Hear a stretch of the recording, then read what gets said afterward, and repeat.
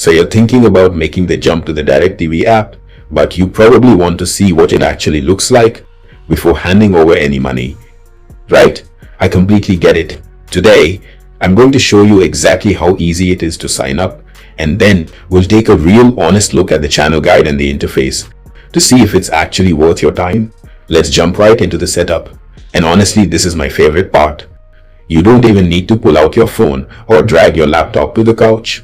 You can do the whole process directly on your TV. Once you open the DirecTV app, you'll see the sign up button right on the main screen. Just click that. From there, you just use your remote to punch in your email, create a quick password, and pick the channel package that works best for you. It takes maybe 2 minutes, and boom, your account is live and ready to go.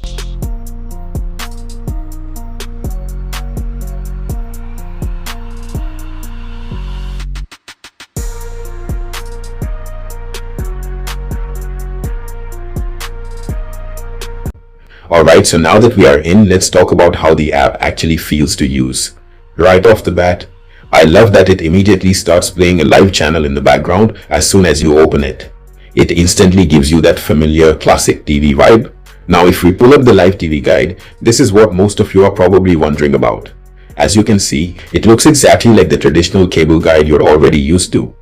You've got your channel logos on the left and you can just seamlessly scroll up and down to see what's on right now or what's playing later tonight. And as for the performance, it is incredibly snappy. When I change channels, it switches over almost instantly with zero buffering. Plus, the picture quality looks absolutely fantastic. Also, if you're not in the mood for live TV, just pop up to the top menu here. You have entire sections dedicated to on-demand movies and TV shows, so you can easily catch up on past seasons or watch a new movie release whenever you want.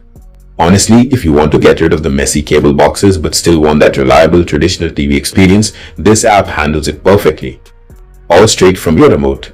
Do you guys have any specific questions about the app or the sign-up process? Just drop a comment down below and I'll make sure to reply. If this walkthrough helped you out today, I'd really appreciate it if you hit that like button. Make sure to subscribe for more easy streaming tips and I'll see you in the next one.